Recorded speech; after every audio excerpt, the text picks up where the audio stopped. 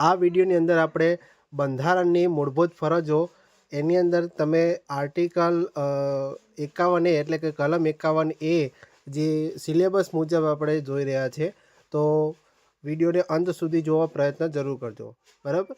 આ TET secondary ને higher secondary માટે ખૂબ જ ઇમ્પોર્ટન્ટ રહેવાનો છે. તો આ અધિકારો અને ફરજો કેવું કહેવાય, એક સિક્કાની બે બાજુ આપણે કહી શકીએ છીએ. તો આ સ્લાઇડ એ ખ્યાલ રજૂ કરે છે કે અધિકારો અને ફરજો અવિભાજ્ય છે. બંધારણ એ મૂળભૂત અધિકારોની ખાતરી આપે છે, પરંતુ તે નાગરિકો પાસેથી રાષ્ટ્ર, સમાજ અને સાથી નાગરિકો પ્રત્યે અમુક ફરજો નિભાવવાની અપેક્ષા પણ રાખે છે. બરાબર. અહીંયા મહાત્મા ગાંધીએ કેટલાક શબ્દો આપેલા છે કે કયા શબ્દો આપેલા, કયું વાક્ય આપેલું છે કે જો દરેક વ્યક્તિ પોતાની ફરજોનું પાલન કરશે તો અન્ય વ્યક્તિઓને તેમની અધિકારી આપોઆપ મળી જશે. બરાબર. તેમના જે અધિકારો છે એ આપોઆપ મળી જશે. બરાબર. અહીંયા સ્પષ્ટ આપણે ફરજો આપેલી છે અને પાછળથી જે કલમ આ સ્પષ્ટ કરી શકીએ આપણે કે ફરજો જે છે એ મૂળ બંધારણમાં હતી નથી, અને આ જે પાછળથી 51A આ એડ કરવામાં આવી છે. બરાબર. પાછળથી તો એના વિશે આપણે ભણીએ છીએ. તો આ કલમ 51A છે, તો એમાં ભારતના દરેક નાગરિકની 11 મૂળભૂત ફરજો અંદર આપેલી છે. બરાબર. એ 11 મૂળભૂત ફરજો શું છે એ આપણે જોઈ લઈએ. બરાબર. તો પહેલી જે છે ફરજ છે એમાં આપેલું છે કે બંધારણને વફાદાર રહેવાની, તેના આદર્શો, સંસ્થાઓ, રાષ્ટ્રધ્વજ અને રાષ્ટ્રગીતનો આદર કરવાની વાત કરેલી છે. પહેલી ફરજ છે. બરાબર. બીજી ફરજ શું છે કે આઝાદી માટેની આપણી રાષ્ટ્રીય લડતને પ્રેરણા આપનારા ઉમદા આદર્શોને હૃદયમાં સંઘરી રાખવાની અને તેને અનુસરવાની વાત કરેલી છે. બરાબર. ત્રીજી જે ફરજ છે એ ભારતના સાર્વભૌમત્વ, એકતા અને અખંડિતતાનું સમર્થન કરવાની અને તેમનું રક્ષણ કરવાની પણ વાત કરેલી છે. એટલે સુરક્ષાની વાત કરેલી છે, એકતાની વાત કરેલી છે. બરાબર. ચોથી જે ફરજ છે એ દેશનું રક્ષણ કરવાની, રાષ્ટ્રીય સેવા બજાવવાની, હાકલ થતાં તેમ કરવાની વાત કરેલી છે. બરાબર. રાષ્ટ્રની રક્ષા કરવી એ પણ આપણી જવાબદારી છે, મૂળભૂત ફરજ આપણી કહી શકાય. પછી પાંચમી જે ફરજ છે એ ધાર્મિક, ભાષાકીય, પ્રાદેશિક અથવા સાંપ્રદાયિક ભેદોથી પર રહીને ભારતના તમામ લોકોમાં સુમેળ, સમાન બંધુત્વની ભાવનાની વૃદ્ધિ કરવાની, સ્ત્રીઓના ગૌરવને અપમાનિત કરે તેવા વ્યવહારો ત્યજી દેવાની અહીંયા વાત કરેલી છે. બરાબર. દરેક વ્યક્તિ, દરેક ધર્મ કેવો છે, સમભાવ રાખવા એની વાત કરેલી છે. પછી છઠ્ઠી ફરજ છે એ આપણી સમન્વિત સંસ્કૃતિના સમૃદ્ધ વારસાનું મૂલ્ય સમજી તેને જાળવી રાખવાનું. બરાબર. જે પણ સંસ્કૃતિ રહેલી છે, જે સમૃદ્ધ વારસો રહેલો છે, એને મૂલ્ય સમજીને તેમને જાળવી રાખવાની વાત કરેલી છે. બરાબર. ત્યાર પછી આ બીજો ભાગ છે, એની અંદર સાતમી જે ફરજ છે એની અંદર જંગલો, તળાવો, નદીઓ અને વન્ય પશુ પક્ષીઓ સહિત કુદરતી પર્યાવરણનું જતન કરવાની, તેની સુધારણા કરવાની અને જીવો પ્રત્યે અનુકંપા રાખવાની વાત કરેલી છે. કયા? કલમ નંબર 51A ની અંદર. ત્યાર પછી આગળ વાત કરીએ તો વૈજ્ઞાનિક માનસ, માનવવાદ અને જિજ્ઞાસા તથા સુધારણાની ભાવના કેળવવાની વાત કરેલી છે. બરાબર. વૈજ્ઞાનિક રીતે વિચારતા. બરાબર. ત્યાર પછી જેની અંદર જિજ્ઞાસા, એની અંદર અલગ અલગ સુધારણા કરીને નવું નવું સર્જન કરવાની વાત કરેલી છે. ત્યાર પછી આગળ વાત કરીએ તો જાહેર મિલકતનું રક્ષણ કરવાની અને અહીંયા હિંસાનો ત્યાગ કરવાની વાત કરવાની છે. બરાબર. એટલે કે અહિંસા પરમો ધર્મ, એની વાત અહીંયા કરેલી છે. ત્યાર પછી નેક્સ્ટ વાત કરીએ, 10મું ફરજ છે એ રાષ્ટ્ર પુરુષાર્થ સિદ્ધિના વધુને વધુ ઉન્નત સોપાનો ભણી સતત પ્રગતિ કરતું રહે તે માટે વ્યક્તિગત અને સામૂહિક પ્રવૃત્તિના તમામ ક્ષેત્રે શ્રેષ્ઠતા હાંસલ કરવાનો પ્રયત્ન કરવાનો. એટલે કે તમે જે પણ જગ્યાએ હોય એની વધુથી વધુ આગળ જે પ્રગતિ કરો, તમે પ્રગતિ કરો તો દેશ પ્રગતિ કરશે, એવી ભાવના અહીંયા ઉપજાવવાની વાત કરેલી છે. બરાબર. એ શ્રેષ્ઠતા હાંસલ કરવાની એ વાત કરવામાં આવી છે. ત્યાર પછી જે 11મી ફરજ છે એની અંદર વાત કરી કે જે માતા પિતા કે વાલી હોય તેમણે 6 થી લઈને 14 વર્ષ સુધીના બાળકો, પોતાના બાળક હોય અથવા પાલ્ય હોય તો એને શિક્ષણની તકો પૂરી પાડવાની વાત કરેલી છે. આ શેની અંદર થયો છે? તો 86મો જે સુધારો થયો છે એની અંદર 2002 દ્વારા આ ઉમેરાઈ હતી. બરાબર, આ 11મી જે ફરજ છે એ 86મો સુધારો થયો ત્યારે 2002 દ્વારા આ ઉમેરાઈ હતી. બરાબર, ટોટલ કેટલી 11 ફરજો છે. આ 11 ફરજો તમારે યાદ રાખવાની છે. તો હવે એની આગળ વાત કરીએ તો આ મૂળભૂત ફરજોનો ઉદ્ભવ અને ઇતિહાસ શું રહેલો છે? તો કે 1955ની અંદર આ મૂળ બંધારણ અપનાવાયું હતું. બરાબર, ત્યાર પછી તમને ખબર છે કે આંતરિક કટોકટી ક્યારે થઈ હતી? 1975થી 1977 દરમિયાન આ કટોકટી થઈ હતી. બરાબર, ત્યારે આ 1976ની અંદર શું થયું હતું? સરદાર સ્વર્ણસિંહની સમિતિની રચના કરવામાં આવી હતી. મૂળ બંધારણ આપણે વાત કરીએ તો 1950માં મૂળભૂત ફરજોનો કોઈ ઉલ્લેખ નહોતો કરવામાં આવ્યો. તેમાં માત્ર મૂળભૂત અધિકારો અને રાજ્ય નીતિ નિર્દેશના સિદ્ધાંતોનો અહીંયા સમાવેશ થતો હતો. આંતરિક જે કટોકટી થઈ હતી 1975થી 77 દરમિયાન એ ફરજોની જરૂરિયાત અને આવશ્યકતા અનુભવાઈ. આ સંદર્ભમાં શું કર્યું? 1976ની અંદર ઇન્દિરા ગાંધીની કોંગ્રેસ સરકારે મૂળભૂત ફરજો અંગે ભલામણો કરવા માટે સરદાર સ્વર્ણસિંહ સમિતિની રચના તેમણે કરેલી છે. બરાબર, હવે એની આગળ વાત કરીએ તો એની અંદર બંધારણીય સુધારા અને પ્રેરણા સ્ત્રોત કયા છે?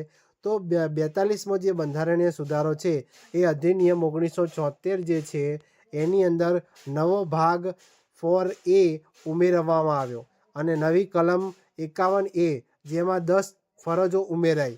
બરાબર, અને 86મો બંધારણીય સુધારો અધિનિયમ 2002ની અંદર 11મી મૂળભૂત ફરજ એટલે કે શિક્ષણ તરીકે અહીંયા ઉમેરવામાં આવી છે. ટોટલ કેટલી થઈ? 11. પ્રેરણા સ્ત્રોતની વાત કરીએ તો એમાં મૂળભૂત ફરજોનો ખ્યાલ ભૂતપૂર્વ સોવિયત સંઘ USSRના બંધારણમાંથી આ પ્રેરિત થયેલું છે. તો આ પણ અગત્યના પોઈન્ટ છે એ આપણે મગજમાં ક્લિયર થોડા હોવા જોઈએ. બરાબર, આનાથી રિલેટેડ તમને કોઈ ક્વેશ્ચન આવે તો તમે સોલ્વ કરી શકો છો. બરાબર, ત્યાર પછી આગળ વાત કરીએ તો મૂળભૂત અધિકારો અને મૂળભૂત ફરજો વિશેનો એક તુલનાત્મક અભ્યાસ કરીએ. બરાબર, તો અહીંયા બંધારણીય ભાગ આપેલો છે. તો ભાગ નંબર 3 છે, અનુચ્છેદ 12થી 35 છે. બરાબર, તો અહીંયા બંધારણીય ભાગ જે છે એમાં સ્ત્રોત કયો છે? તો યુનાઇટેડ સ્ટેટ ઓફ અમેરિકા છે. લાગુ ક્યારથી થયું? તો નાગરિકોને કેટલાક વિદેશીઓ પર પણ આ લાગુ થયું છે. સ્વભાવની વાત કરીએ તો કેવું હોય છે? મૂળભૂત અધિકારો ફંડામેન્ટલ રાઇટ્સ છે ભાગ 3 એ ન્યાયોજિત હોય છે, એટલે કે જસ્ટિસેબલ એટલે કે અદાલત દ્વારા જ લાગુ કરી શકાય છે. જ્યારે મૂળભૂત ફરજો છે ભાગ 4A અંદર આવે છે અનુચ્છેદ 51A. બરાબર, એમાં સ્ત્રોત કયો છે? તો ભૂતપૂર્વ સોવિયત સંઘ USSR દ્વારાથી સ્ત્રોત લેવામાં આવે છે. અને એની અંદર લાગુ ક્યારે થયો? તો ફક્ત ભારતીય નાગરિકો પર જ આ મૂળભૂત ફરજો લાગુ પડે છે. બરાબર, અને સ્વભાવ કેવો છે? ગેરન્યાયોજિત એટલે કે નોન જ્યુડિશિયબલ. એમાં સીધા અદાલતો દ્વારા અહીંયા લાગુ કરી શકાતી નથી. તો આ તફાવતની રીતે પણ તમે યાદ રાખી શકો છો.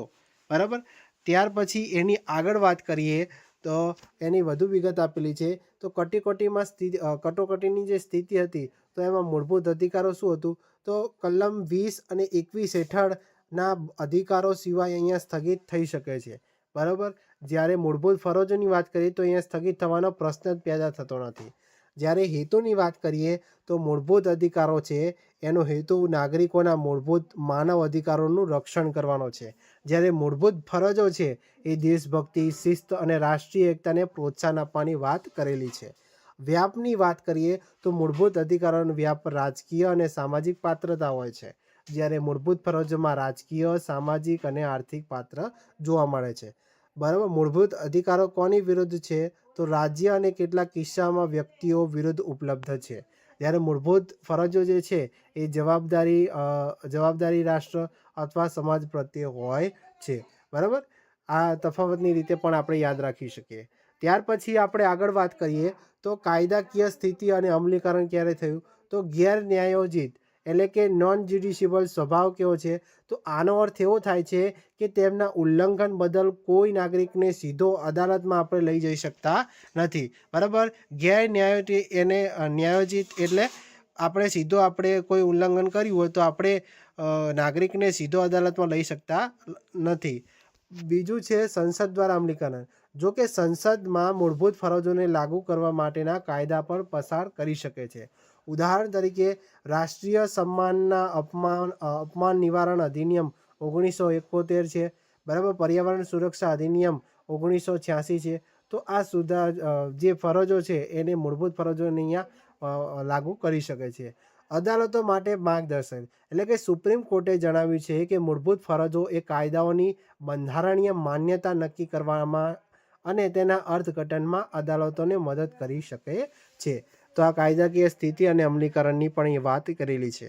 હવે અહીંયા મૂળભૂત ફરજોનું મહત્વ શું હોય છે તો એ આપણે ચર્ચા કરી લઈએ. તો એમાં સૌથી પહેલાં છે તો નાગરિકની જવાબદારી. દરેક નાગરિક છે નાગરિકોને સમાજ અને રાષ્ટ્ર પ્રત્યેની પોતે એમની જે ફરજ છે એ યાદ અપાવે છે, બરાબર છે. બીજું શું છે કે રાષ્ટ્ર વિરોધી જે પ્રવૃત્તિઓ છે એમની સામે ચેતવણી આપે છે કે રાષ્ટ્ર વિરોધી અને સમાજ વિરોધી જે પણ જે અસામાજિક તત્વો હોય છે, વિરોધ પ્રવૃત્તિઓ કરતા હોય છે, તો તેની સામે ચેતવણી તરીકેનું આ કાર્ય કરે છે મૂળભૂત ફરજ, બરાબર. ત્યાર પછી પ્રેરણા સ્ત્રોતની વાત કરીએ તો નાગરિકોમાં શું છે, શિસ્ત રહે છે, પ્રતિબદ્ધતાની ભાવનાને પ્રોત્સાહન આપતી હોય છે અને રાષ્ટ્રના નિર્માણમાં સક્રિય ભાગીદારી માટે એક પ્રેરણારૂપ સાબિત થતું હોય છે. ત્યાર પછી કાયદાકીય મદદ, એટલે કે કાયદાની બંધારણીય નક્કી કરવામાં અદાલતોને પણ અહીંયા મદદ કરતી હોય છે. મૂળભૂત ફરજોનું અહીંયા મહત્ત્વ જોવા મળતું હોય છે. ત્યાર પછી મુખ્ય ટીકાઓ અને ચર્ચાઓ કઈ છે તો પહેલું છે ગેરન્યાયોચિત, એટલે કે કાયદાકીય પીઠબળના અભાવને કારણે તેમને માત્ર નૈતિક ઉપદેશનો કોડ તરીકે અહીંયા વર્ણવવામાં આવે છે. બીજું છે અસ્પષ્ટ શબ્દાવલી, એટલે કે કેટલીક ફરજો અસ્પષ્ટ અને સામાન્ય માણસ માટે સમજવી મુશ્કેલ છે. દાખલા તરીકે સમન્વિત સંસ્કૃતિ, વૈજ્ઞાનિક માનસ વગેરે શબ્દાવલી છે એ સામાન્ય માણસને સમજવી મુશ્કેલ બને છે. ત્રીજી છે અપૂર્ણ યાદી, એટલે કે અહીંયા યાદી સંપૂર્ણ નથી. તેમાં મતદાન કરવું, કર ચૂકવવો, કુટુંબ નિયોજન જેવી મહત્વપૂર્ણ ફરજોનો અહીંયા સમાવેશ થતો નથી.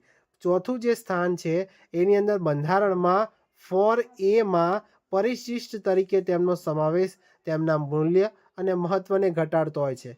તેથી તેમને ભાગ 3 પછી ઉમેરવા જોઈતા હતા, બરાબર. તો આ એની શું છે મુખ્ય ટીકાઓ અને ચર્ચાઓ પણ અહીંયા આપણે જોઈ લીધી.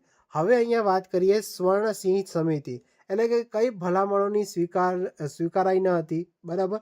તો કઈ ભલામણો સ્વીકારી નથી તો સ્વર્ણસિંહ સમિતિની ભલામણો કઈ છે તો એક તો હતી દંડની જોગવાઈ, કે જો ફરજોનું પાલન ન કરવા બદલ સંસદ દ્વારા દંડ કે સજાની જોગવાઈ કરવી, બરાબર. તો આ દંડની જોગવાઈ પણ એ સ્વીકારવામાં આવી નથી, બરાબર.